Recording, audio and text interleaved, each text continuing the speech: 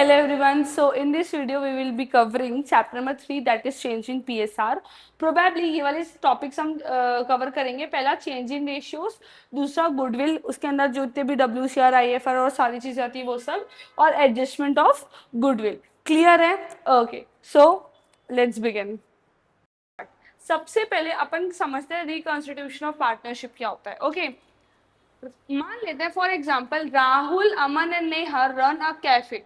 ठीक है, ये उनका कैफे है. ओल्ड रेशियो उनका 3:2:1 था. उनका ओल्ड रेशियो क्या है? 3:2:1. आफ्टर 1 ईयर राहुल बोलता है आई एम मैनेजिंग एवरीथिंग. अमन बोलता है I am bringing most customers. और नेहा बोलती है I am investing more money. सबको ऐसा लग रहा है कि भाई हम अब और ज्यादा काम कर रहे हैं. तो इन सच केस क्वेश्चन है, should profit still be divided in the old ratio? No, this is called change in PSR. मतलब जब पार्टनर्स को कोई भी सर्टेन रीजन से ऐसा लगता है कि भाई हमारा जो ओल्ड PSR है वो जस्टिफाई नहीं है, जस्टिफाइबल नहीं है, और अब हमें न्यू PSR मतलब चेंज इन PSR चाहिए, उसको बोलते हैं रिकॉन्स्टिट्यूशन ऑफ पार्टनरशिप. एक और बोलूँ तो कोई भी economical changes between the existing partner is known as reconstitution of partnership. When existing partner decides to share future profit in a new ratio, it is called change in PSR. ठीक है, old ratio discussion हुआ और अब हम new ratio में change कर रहे हैं. और अब हम ये समझ रहे हैं कि उनका न्यू रेशियो क्या है?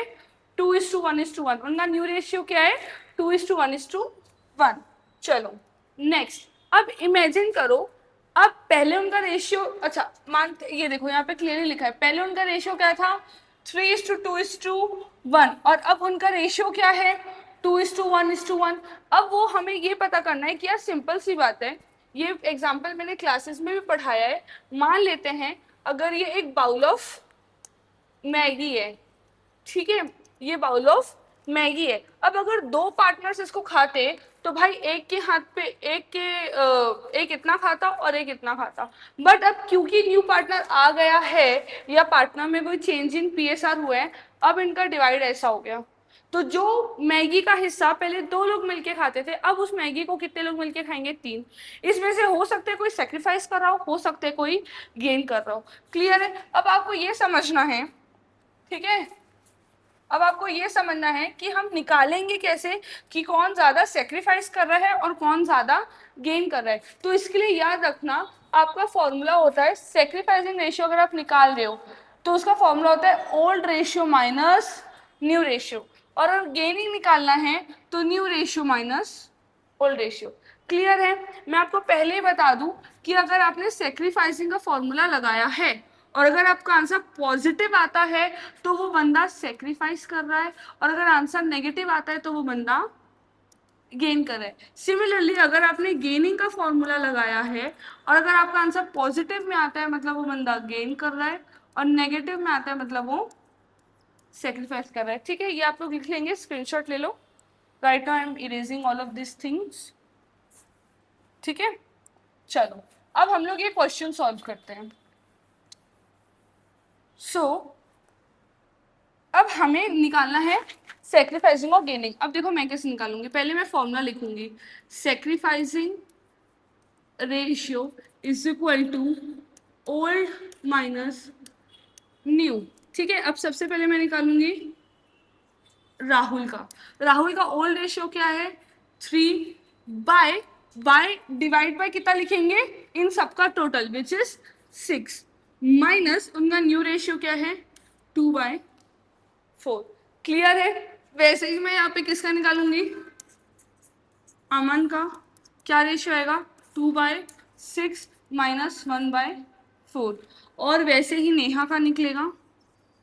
नेहा का आएगा पहले इनका था 1/6 माइनस 1/4. अब देखो आपको इसको सॉल्व कैसे करना है, आप इसको LCM से भी सॉल्व कर सकते हो. लाइक 6 4 24. ठीक है, और फिर क्रॉस मल्टीप्लाई कर देंगे. 3 4 एंड 6 2 6 2 12 और 3 4 12. आंसर क्या आ जाएगा? 0. मतलब राहुल को कुछ भी चेंजेस उसके में नहीं हो रहे हैं. अब बात करते हैं अमन की. अमन का भी सॉल्व करेंगे. 6 × 4 कितना हो जाएगा? 24. 4 2 8, 6 1 जा 6, तो इसका आंसर आएगा 2/24। क्लियर है? और नेहा का सॉल्व करते हैं। 6 4 जा 24, 4 1 जा 4, 6 1 जा 6, तो इसका आ जाएगा -2/24। ठीक है, मैंने अभी आपको बताया था कि अगर आप सेक्रीफाइसिंग का फॉर्मूला लगाते हैं और अगर आपका आंसर पॉजिटिव आता है, मतलब हमें पता चल गया कि ये बंदा सेक्रीफाइस कर रहा है, और जिसका आंसर नेगेटिव आता है मतलब वो क्या कर रहे हैं, गेन। तो in this case Aman is sacrificing and Neha is gaining. Clear है? ओके, अब लेट्स अज्यूम करते हैं, देखो इससे पहले मैंने जो आपको पढ़ाया वो है सेक्रीफाइसिंग और गेनिंग, ठीक है। अब हम निकालने वाले हैं न्यू पीएसआर, मतलब उसमें क्या था, दिया हुआ था कि भाई ओल्ड 3 2 1 है, न्यू 1 1 1 है, और दोनों के बीच का सेक्रीफाइसिंग और गेनिंग निकालो। लेकिन इसमें क्वेश्चन बोल रहा है कि Rahul, Aman and Neha were partners of 3:2:1, we all know that, but in future Neha decides to get 1/5। Neha says कि भाई मुझे 1/5 शेयर चाहिए। तो अब इस केस में क्या करेंगे बेटा आप लोग, देखो राहुल, अमन, नेहा, इन लोग का रेशियो था, नेहा बोलती कि भाई मुझे 1/5 चाहिए ही चाहिए। अब इसको एक छोटा सा फटाक से एग्जांपल समझो, जब आपके घर गेस्ट आते हैं, ठीक है, अगर आपने उनको डिनर पे बुलाया हुआ है तो पहले आप खुद खा लेते हैं क्या? नहीं, आपका क्या रहता है, आप पहले गेस्ट को फीड करेंगे, जब वो खा लेंगे उसके बाद आप खाएंगे। यहाँ पे भी हम वैसे ही एग्जांपल लेके चलते हैं कि हमको पता है ना नेहा को 1/5 चाहिए, तो एक काम करते हैं, नेहा को पहले टोटल में से 1/5 देते हैं, उसके बाद जो भी बचेगा वो ए और बी के बीच में बटेगा। अब इसको सॉल्व कैसे करना है, हमेशा ध्यान रखना, आप ऐसे शुरुआत करेंगे, let the total share of profit be 1, let the total share of profit be 1, मान लेते हैं अपना शेयर 1 है, जिसमें से नेहा को कितना चाहिए, -1/5, तो आपके हाथ पे कितना बचेगा, 4/5। जिनको ये भी करना नहीं आता उनके लिए मैं बता देती हूँ कि 1 है उसके नीचे कुछ नहीं है, मतलब 1 है, दोनों का डिनोमिनेटर सेम होना चाहिए, इसलिए मैंने यहाँ पे इंटू 5 करा। जो इंटू डिनोमिनेटर में होगा सेम इंटू न्यूमरेटर में होगा, तो 5 1 5, -1 बचा 4, 5 5, तो ये 5 ही बचेगा। अब समझो हमारा टोटल प्रॉफिट था 1, जिसमें से नेहा को कितना दे दिए, 1/5, हाथ में कितना बचा, 4/5। तो बेटा ये ध्यान रखना कि राहुल और अमन में बटेगा। अब फिलहाल क्वेश्चन में कोई रेशियो नहीं दिया हुआ है, that's why we are assuming कि जो बचा हुआ 4/5 है, जो बचा हुआ 4/5 है, वो दोनों उनके ओल्ड रेशियो में बचेगा। ओल्ड रेशियो क्या है, 3:2, तो मतलब इंटू 3/5 इंटू 2/5, तो तुम्हारा आंसर क्या हो जाएगा, 5 5 25, 4 3 12, 5 5 25, 4 2 8, और नेक्स्ट है कौन, नेहा।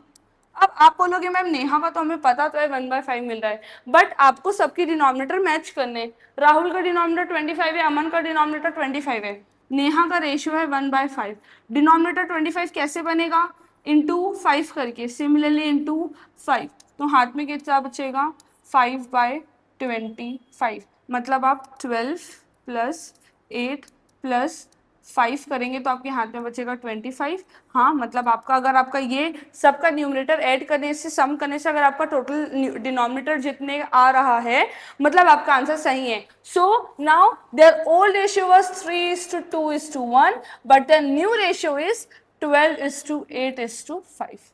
डन। आई होप आप लोगों को समझ आ गया होगा। अब नेक्स्ट टॉपिक में बढ़ते हैं। So the next topic says goodwill. हम सबको पता है गुडविल का क्या होता है, गुडविल का मतलब क्या होता है। गुडविल मीन्स द नेम और the reputation that a firm has which advantage them to earn in future, right. अब आप समझो गुडविल दो तरीके की होती है। अगर कोई न्यू पार्टनर आ रहा है, उससे पहले जो गुडविल होता है वो पुराने पार्टनर से बढ़ जाता है। गुडविल दो तरीके की होती है, एक तो परचेज और सेक्रीफाइसिंग वाला। परचेज एंड सेल जनरेटेड मैंने आपको ऑलरेडी चैप्टर नंबर 2 में बता दिया है, उसका यहाँ पे काम नहीं है। यहाँ पे हम समझेंगे कि यहाँ पे गुडविल दो तरीके से, मतलब एक होती है एग्जिस्टिंग गुडविल और एक होती है न्यू गुडविल। एक होती है एग्जिस्टिंग गुडविल और एक होती है न्यू गुडविल। ये एकदम रट लो। एग्जिस्टिंग मतलब ओल्ड गुडविल, एग्जिस्टिंग मतलब old goodwill. Old goodwill old partners के बीच में ओल्ड रेशियो में बढ़ती है। What I said, old goodwill old partners के बीच में ओल्ड रेशियो में बढ़ती हैं। And what about new goodwill? New goodwill sacrificing और गेनिंग पार्टनर्स के बीच में सैक्रिफाइसिंग और गेनिंग रेशियो में बढ़ती है। तो जब भी आपको न्यू गुडविल दिया रहेगा तो आपको उसके लिए सैक्रिफाइसिंग और गेनिंग रेशियो निकालना पड़ेगा। क्लियर है? अब एग्जिस्टिंग गुडविल का जनरल एंट्री क्या होता है? All partner to goodwill. अगर ए बी सी पार्टनर है तो A account debited, B account debited, C account debited to goodwill. But अगर न्यू गुडविल है तो उसका जनरल एंट्री क्या होगा? Gaining partner capital account debited to sacrificing. Clear है यहां तक सबको? चलो एक क्वेश्चन देखते हैं। Question says A and B were partners for 3:2. In future, they decided to share equally. मतलब ओल्ड कितना दिया हुआ है? 3:2. न्यू कितना दिया हुआ है? 1:1. एग्जिस्टिंग गुडविल है 90,000 रुपए एंड न्यू गुडविल है 4.5 लाख रुपए। हमको पता है एग्जिस्टिंग गुडविल कितना है? 90,000। उसको कैसे बांटते हैं? कौन कौन पार्टनर्स है? ए और बी। तो A's capital account debited, B's capital account debited to goodwill. ये बढ़ जाएगा, कितना बढ़ जाएगा? 90,000 बढ़ जाएगा। और ए और बी में बढ़ जाएगा। 90,000 को हम कौन सी रेशियो में बांटेंगे? 3:2। तो तुम्हारा आंसर आएगा 54,000 रुपीज एंड 36,000 रुपीज। क्लियर है? ओल्ड गुडविल ओल्ड पार्टनर्स के बीच में बढ़ जाएगी, ओल्ड रेशियो में बढ़ जाएगी और जनरल एंट्री होगी all partner capital to goodwill. But वहीं अगर हम बात करें न्यू गुडविल की, तो न्यू गुडविल क्या होती है? सैक्रिफाइसिंग और गेनिंग पार्टनर में बढ़ती है। तो सबसे पहले तो हमें ये पता करना है कि सैक्रिफाइसिंग और गेनिंग होता कितना है। तो हमको फॉर्मूला पता है, सैक्रिफाइसिंग का फॉर्मूला क्या होता है? Old minus new. कौन कौन है? ए और बी। ए का ओल्ड 3/5 माइनस न्यू 1/2, 5 2 जा 10, 3 2 जा 6, 5 1 जा 5। आंसर आया 5, सॉरी आंसर आया 1/10। सिमिलरली यहाँ पे ध्यान देंगे, ये इनका ओल्ड है 2/5 इंटू न्यू है 1/2, तो आंसर आ जाएगा 10, 4 - 5, आंसर आएगा -1/10। ठीक है, आंसर क्या आ जाएगा? -1/10। अब आपको क्या करना है, ध्यान देना, आपको 45,000 का इंटू 1/10 करना है। 45,000 का क्या करना है? इंटू 1/10, क्योंकि ये इनका सेक्रीफाइसिंग और गेनिंग जो आता है ना, हम इस पे ही, इसके बेसिस पे उसकी एंट्री करते हैं। एंट्री क्या है? Gaining partner capital account debited to sacrificing. मैंने क्या बोला? अगर आपने सेक्रीफाइसिंग का फॉर्मूला लगाया और अगर कोई पॉजिटिव आंसर आया तो मतलब ए सेक्रीफाइस कर रहा है, और बी माइनस में आंसर आया मतलब बी गेन कर रहा है। क्लियर है? और हमारी एंट्री क्या है? Gaining to sacrificing. तो हमारी नेक्स्ट जर्नल एंट्री हो जाएगी B's capital account debited 45,000 to A's capital account debited 45,000। अब आपको ये ध्यान रखना है, ठीक है, बहुत अच्छे से ध्यान रखना कि जो 4.5 लाख था और इसका आंसर आया है 1/10, मैंने 4.5 लाख का 1/10 करा है तो जाके वो 45,000 है। क्लियर है? नेक्स्ट पेज में। So now the next topic is distribution of reserve profit and losses. ठीक है, एक्यूमुलेटेड देख के घबरा मत जाना। एक्यूमुलेटेड का मतलब होता है अनडिस्ट्रीब्यूटेड, जो अभी तक पार्टनर्स के बीच में डिस्ट्रीब्यूट नहीं हुआ है। नाउ लेट्स अंडरस्टैंड, अगर हमारे पास हाथ में रिजर्व एंड प्रॉफिट है तो जर्नल एंट्री क्या होगी, और अगर हमारे पास हाथ में लॉस है तो जर्नल एंट्री क्या होगी। सबसे पहले ध्यान देंगे distribution of reserve and profit, मतलब अगर हमारे पास जनरल रिजर्व है, ठीक है, तो वो डेबिट हो जाएगा। अगर प्रॉफिट है तो वो डेबिट हो जाएगा। अगर WCR में आगे आपको बहुत अच्छे से एक्सप्लेन करूंगी, अभी इसका मतलब समझ लो वर्कमैन कंपनसेशन रिजर्व। अगर हमारे हाथ पे WCR है तो वो डेबिट होगा, और IFR है तो डेबिट होगा। ऑफ कोर्स अब पार्टनर्स में न्यू रेशियो आ रहा है, तो हम क्या करेंगे, अपने पुराने रिजर्व्स, पुराने प्रॉफिट को अपने ओल्ड रेशियो में बांट लेंगे, तभी तो हम इन फ्यूचर में न्यू रेशियो में चेंज हो पाएंगे। तो इसीलिए हमने क्या करा, हमारे सारे टाइप के reserves, profit and loss, WCR and IFR को सारे पार्टनर्स के बीच में बांट दिया। कौन सी रेशियो में? ओल्ड रेशियो में। कौन सी रेशियो में? ओल्ड रेशियो में। Next we have is loss. ठीक है। लॉस में हमारे पास दो ही चीजें, लॉस में हमारे पास है टू प्रॉफिट एंड लॉस का debit balance, to profit and loss का डेबिट बैलेंस, डेबिट बैलेंस मतलब होता है लॉस, और एक हमारे पास है डिफर्ड रेवेन्यू एक्सपेंडिचर। मैंने यहाँ पे दो लाइन लिखे हैं, एक लिखा है डिफर्ड रेवेन्यू और एक लिखा है एडवर्टीजमेंट सस्पेंस। आपको ध्यान देना है कि डिफर्ड रेवेन्यू एक्सपेंडिचर और एडवर्टीजमेंट सस्पेंस सेम होता है, बट क्योंकि अगर मैं एडवर्टीजमेंट सस्पेंस नहीं बताती तो आप लोग उसको नहीं समझ पाते। तो यहाँ पे चाहे डिफर्ड रेवेन्यू लिखा हो, चाहे एडवर्टीजमेंट सस्पेंस लिखा हो, चाहे प्रॉफिट एंड लॉस का डेबिट बैलेंस लिखा हो, ये सब लॉस होता है। देखो यहाँ पे पार्टनर ये सारी चीजें अपने घर लेके जाता है, इसलिए पार्टनर क्रेडिट हो रहा है, बट जो लॉस होते हैं, जो एक्सपेंसेस होते हैं, वो सब पार्टनर दे के जाता है, इसलिए यहाँ पे उसको क्या लिखा है हमने, डेबिट में। तो ध्यान रखो, वापस I am repeating, general reserve account debited, profit and loss account debited, profit and loss का profit, WCR account debited, IFR account debited to all partners.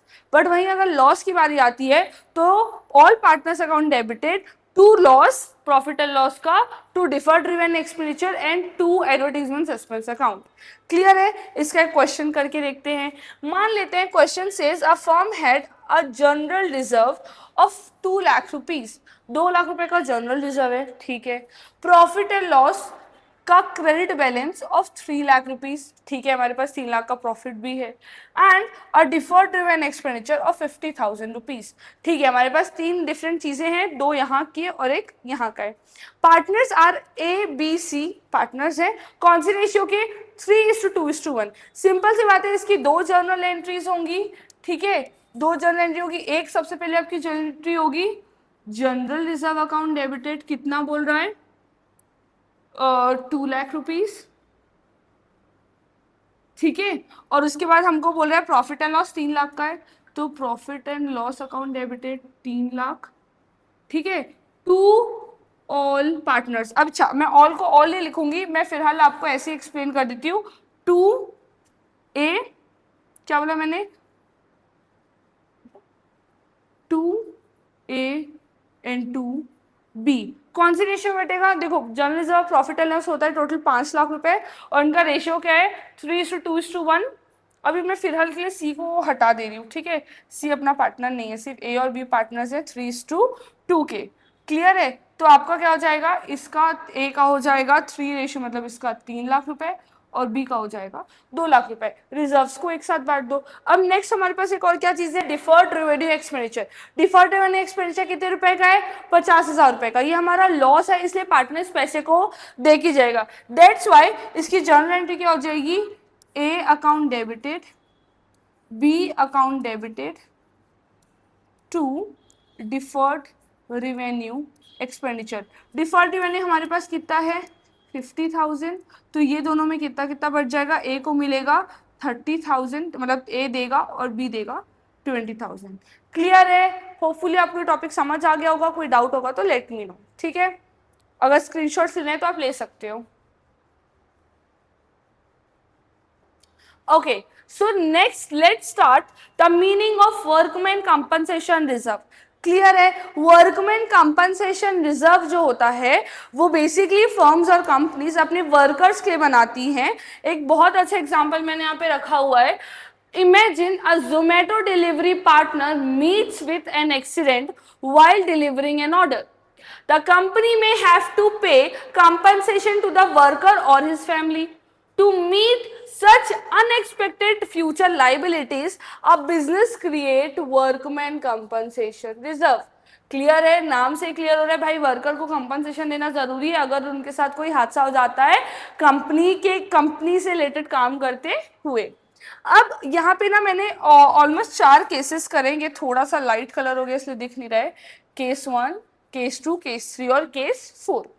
फटाक से समझते हैं, ठीक है। एक जोमेटो कंपनी है, बार बार अगर उनके डिलीवरी पार्टनर्स को कुछ होता है तो बार बार दीपेंद्र गोयल तो अपनी जेब से पैसे लगाएंगे नहीं कि अच्छा भाई तेरे को 500 का नुकसान हो गया ये ले, अच्छा तू गिरा तो तेरे मेडिकल में 2,000 हुआ, नहीं। वो क्या करता है, सीधा सीधा फर्म्स को या जो भी अलग अलग ब्रांच हेड्स हैं उनको बोल देते हैं ले भाई 1-1 लाख रुपए तुम लोग रखो, डिलीवरी पार्टनर्स को जो खर्चा होगा वो 1 लाख रुपए के रिजर्व में से तुम अपना हैंडल कर लेना। अब जरूरी है क्या 1 लाख दिया तो 1 लाख का ही एक्सीडेंट होगा या 1 लाख का ही नुकसान होगा, नहीं, इट्स नॉट कंपलसरी। उसको एक बार यहाँ अच्छे से देखेंगे। Zomato keeps 5 lakh rupees. So sorry, यहाँ पे ना बहुत लाइट कलर से लिखा है इसलिए दिख नहीं रहा है। हमारा set aside 5 lakh as reserve है। आप रट लो कि हमारा रिजर्व कितना है, 5 लाख। ठीक है, अब अलग अलग केस देते हैं, फटाफट सुनेंगे। Okay, so let's start. Situation 1, compensation है 3 लाख रुपए, रिजर्व है 5 लाख और अनयूज्ड है 2 लाख। हमारे पास रिजर्व कितना था, 5 लाख, लेकिन कंपनसेशन की रिक्वायरमेंट सिर्फ कितने की है, 3 लाख। हमारे पास रिजर्व है 5 लाख का, जिसमें यूज सिर्फ कितना हो रहा है, 3 लाख। तो जो 2 लाख हाथ में बचेंगे वो पार्टनर्स में डिस्ट्रीब्यूट हो जाएगा। तो इसकी जनरल एंट्री क्या हो जाएगी, WCR। हमारा WCR कितना रुपए था, 5 लाख रुपीज, जिसमें 2 WCC मतलब claim, workman compensation claim. Claim कितने रुपए का हो रहा है हमको, 3 लाख रुपीज का। तो 2 पार्टनर्स के बीच में कितना बच जाएगा, 2 लाख रुपए। आई होप सबको समझ आया होगा। जितना क्लेम होता है उसका जो बचा हुआ होता है उसको हम क्या कर देते हैं, पार्टनर्स के बीच में बांट देते हैं। सिमिलरली नेक्स्ट केस देखते हैं, सिचुएशन 2। रिजर्व अभी भी हमारा कितना है, 5 लाख, लेकिन कंपनसेशन रिक्वायरमेंट भी कितनी हो गई, 5 लाख। 5 लाख का रिजर्व, 5 लाख का खर्चा, तो हाथ में कुछ बचा ही नहीं। तो इसकी सिंपल एंट्री हो जाएगी WCR टू WCC। पूरा का पूरा यूज हो गया, 5 लाख हाथ में था, 5 लाख पूरा का पूरा यूज हो गया, पार्टनर्स के बीच में बांटने के लिए कुछ भी नहीं बचा। नेक्स्ट वी हैव इस कंपनसेशन, सिचुएशन 3। कंपनसेशन मतलब हमको हो सकता है कि जरूरी नहीं है ना यार कि कुछ नेगेटिव हो ही हो। मान लेते हैं कि कभी किसी पार्टनर को कुछ हुआ ही नहीं, हमें कोई कंपनसेशन करने की जरूरत पड़ी ही नहीं, तो कोई क्लेम है ही नहीं। जब कोई क्लेम नहीं है तो WCC होगा ही नहीं। तो एंट्री क्या हो जाएगी, WCR था 5 लाख, क्योंकि कुछ भी यूज नहीं हुआ तो 2 पार्टनर्स बढ़ जाएगा 5 लाख। Easy easy. चलो नेक्स्ट, लास्ट के समझना थोड़ा सा अलग है बाकी से, बट ठीक है, तभी कोई डिफिकल्ट नहीं है। कंपनसेशन चाहिए 7 लाख। किसी पार्टनर को या किसी वर्कर को कुछ होने की वजह से हमारा 7 लाख का नुकसान हो गया, जबकि रिजर्व क्या था, 5 लाख। ऐसा तो है नहीं कि अगर किसी का बहुत मेजर एक्सीडेंट हो गया तो हम बोलेंगे नहीं नहीं भाई हमारी कंपनी तो 5 लाख रुपए देती है तो हम 5 लाख रुपए देंगे, ऐसा नहीं होता। अगर हमारे काम की वजह से उनको कुछ नुकसान हुआ है तो 7 लाख का कंपनसेशन हमको देना पड़ेगा। लेकिन हमारे पास रिजर्व में सिर्फ कितना है, 5 लाख। तो एक्स्ट्रा मनी पार्टनर्स और कितने रुपए लाने पड़ेंगे, 2 लाख रुपए। तो इसकी जर्नल एंट्री देखना, इसके अंदर 2 जर्नल एंट्री होती है। ठीक है, सबसे पहले आपकी जर्नल एंट्री होगी कि भाई WCR हमारा कितना था, 5 लाख, जबकि हमारा 2 WCC क्लेम कितना हो गया, 7 लाख। और हमको कितने पैसे चाहिए, 2 लाख रुपए और चाहिए, तो उसको डायरेक्ट पार्टनर्स के अकाउंट से नहीं लाते, रीवैल्यूएशन के थ्रू लाएंगे, विच इज 2 लाख। तो सबसे पहले आपकी जर्नल एंट्री होगी WCR account debited 5 lakh, revaluation account debited 2 lakh, to WCC 7 lakh. Clear है। इसके बाद रिवैल्यूएशन में डाल देने से पैसे नहीं आते, अब पार्टनर्स हमें पैसे मांगने हैं, तो हमारी जर्नल एंट्री क्या हो जाएगी, partners capital account debited 2 lakh, to revaluation 2 lakh. Clear है यहाँ तक। आई होप किसी को कोई भी दिक्कत नहीं होगी, सब इजीली समझ आ रहा होगा। ठीक है, ओके। सो जो हमारा नेक्स्ट टॉपिक है वो है इन्वेस्टमेंट फ्लक्चुएशन रिजर्व। ठीक है, इन्वेस्टमेंट फ्लक्चुएशन रिजर्व का मतलब होता है जो भी आपने इन्वेस्टमेंट में जो भी आप अपने इन्वेस्टेड अमाउंट है उसमें अगर आपका फ्लक्चुएशन आ जाए। मान लेते हैं आपने एक प्रॉपर्टी खरीदी 5 लाख की, अब उसकी वैल्यू, मतलब of course I know property 5 lakh की नहीं आती, बट जस्ट अज्यूम अब उसकी वैल्यू जरूरी है क्या लाइफ टाइम 5 लाख रहेगी, नहीं, कम भी हो सकती है और ज्यादा भी हो सकती है। ज्यादा हुई तब तो हम प्रॉफिट में है, बट अगर कम हुआ तो हम वो लॉस कहाँ से बियर करेंगे। तो अगर हमारे इन्वेस्टमेंट में फ्लक्चुएशन आता है, उस प्रॉब्लम को, उस लॉस को कवर करने के लिए हम एक रिजर्व बनाते हैं, that is known as IFR। That is known as IFR। अब ध्यान से सुनेंगे, मान लेते हैं एक ये वाला आप लोग पढ़ लेना, यहाँ पे क्या लिखा हुआ है। मान लेते हैं हमारी एक प्रॉपर्टी थी 5 लाख की और हमारा रिजर्व है 50,000। ये हमेशा फिक्स रहेगा। चेंजेस क्या होंगे, हमारे करंट वैल्यू। केस 1, सिचुएशन 1 बोलता है हमारे असेट्स की वैल्यू 5 लाख और हमारा करंट वैल्यू भी 5 लाख। 5 लाख की चीज 5 लाख की है तो कोई नुकसान हुआ क्या, नहीं। फायदा हुआ क्या, नहीं। तो हमको कोई रिजर्व का काम है, नहीं। इसलिए हमारी इसकी जनरल एंट्री क्या हो जाएगी, IFR account debited 5 lakh, to partners के बीच में बांट दो 5 लाख। हमको उस चीज का कोई काम है ही नहीं। क्लियर है। नेक्स्ट पढ़ते हैं सिचुएशन टू। सिचुएशन टू बोल रहा है कि हमारे प्रॉपर्टी की वैल्यू थी 5 लाख और हमारी करंट वैल्यू है 4.5 लाख। कितने का नुकसान हुआ? 50,000 का। हमारे पास रिजर्व में भी कितना पड़ा हुआ है? 50,000। तो ये ऐसे हो जाएगा, IFR account debited 5 lakh to investment. जैसे वहां पे हम क्या करते थे, WCC लिखते थे जो हमारा यूज हो रहा है, यहाँ पे उसको to investment 5 lakh, sorry not 5 lakh, so sorry, it's not a 5 lakh, it's a 50,000 rupees. Clear है? दोनों ही जगह हमको क्या करना है, 50,000 का हमें कोई काम नहीं है। यहाँ पे भी 5 लाख की वैल्यू 5 लाख है, 50 का काम नहीं है, तो आप यहाँ पे 50,000 बांटोगे। ठीक है, so sorry. And situation two में भी 5 लाख की वैल्यू 4.5 लाख हो गई है, 50,000 का नुकसान है, तो यहाँ पे 50,000 का नुकसान कवर करोगे। क्लियर है? आगे बढ़ते हैं। Next situation number 3। सिचुएशन 3 बोलता है कि FIR एग्जिस्ट करती है 5 लाख और उसकी करंट वैल्यू हो गई 3 लाख। कितने का नुकसान है? 2 लाख। हमको लॉस कितने का है बेटा? 2 लाख। बट हमारे पास रिजर्व सिर्फ कितना है? 50,000। तो क्या 50,000 के पैसे से 2 लाख का रिजर्व, 2 लाख का नुकसान बियर कर सकते हैं? नहीं। इसलिए आपकी यहाँ पे जर्नल एंट्री क्या होगी? ध्यान देना, सबसे पहले आपकी जर्नल एंट्री होगी IFR हमको चाहिए था, IFR हमारे पास कितने का है? 50,000। जबकि टू इन्वेस्टमेंट हमारे पास कितना, हमको कितना चाहिए? 2 लाख। कितने कितने रुपए कम पड़े हमको? कितने रुपए कम पड़े हमको? 1,50,000 हमको कम पड़ा। तो उस 1,50,000 रुपीज को हम यहाँ पे लिख देंगे 1,50,000 हमें और लाना है। कौन से नाम के अंदर? रीवैल्यूएशन। ठीक है, वापस सुन लो। हमको, हमारे पास IFR है सिर्फ 50,000, जबकि हमारा इन्वेस्टमेंट कितना है? 2 लाख। तो यहाँ पे हमको और 1.5 लाख रुपए चाहिए, तो हमने लिख दिया revaluation account debited 1.5 lakh, IFR account debited 50,000 to investment 2 lakh. अब ये रिवैल्यूएशन में डाल के अपने आप तो पैसे आएंगे नहीं, तो यहाँ से पैसे कैसे आएंगे? यहाँ आएंगे partners capital account debited to revaluation. कितना कितना रिवैल्यूएशन आ जाएगा? 1,50,000 रुपीज, 1,50,000 रुपीज। डन? क्लियर है? चलो आगे बढ़ते हैं। नेक्स्ट है सिचुएशन 4। हमारे करंट मतलब हमने लिया था प्रॉपर्टी 5 लाख का, वैल्यू कितनी चल रही है? 7 लाख। यार यहाँ तो हम प्रॉफिट में, और जब हम प्रॉफिट में होते हैं, जब हमारे पास बहुत पैसा होता है, तो हमारे गुल्लक में कितना पैसा है होता है, इससे हमको फर्क नहीं पड़ता। इसलिए अगर आपकी इन्वेस्टमेंट हाई है, तो सबसे पहले आप रिजर्व डिस्ट्रीब्यूशन करोगे। तो रिजर्व डिस्ट्रीब्यूशन कैसे होता है? IFR account debited to all partner. कितना डिस्ट्रीब्यूट करोगे? 50,000 का रिजर्व था, तो 50,000 पार्टनर्स में बढ़ जाएगा। उसके बाद वो डिस्ट्रीब्यूशन तो हो गया, रिजर्व तो हमने डिस्ट्रीब्यूट कर दिया। भाई प्रॉफिट भी तो है हमारे पास 2 लाख, प्रॉफिट कैसे डिस्ट्रीब्यूट करोगे? तो प्रॉफिट डिस्ट्रीब्यूट करने के लिए आप डायरेक्टली पार्टनर्स को प्रॉफिट डिस्ट्रीब्यूट नहीं कर सकते, इसलिए आपको करना पड़ेगा इन्वेस्टमेंट टू रिवैल्यूएशन और फिर रिवैल्यूएशन टू पार्टनर्स कैपिटल। कितना रुपए? कितने का प्रॉफिट है? 2 लाख, 2 लाख, 2 लाख और 2 लाख। क्लियर है? सबसे पहले आपके पास जो रिजर्व है, जो काम करनी है, उसको डिस्ट्रीब्यूट करोगे। सबसे पहले आपने क्या किया? रिजर्व डिस्ट्रीब्यूशन की एक एंट्री और उसके बाद प्रॉफिट डिस्ट्रीब्यूशन की 2 एंट्री। क्लियर है? यहां तक आपका IFR का टॉपिक खत्म होता है। चलो लेट्स मूव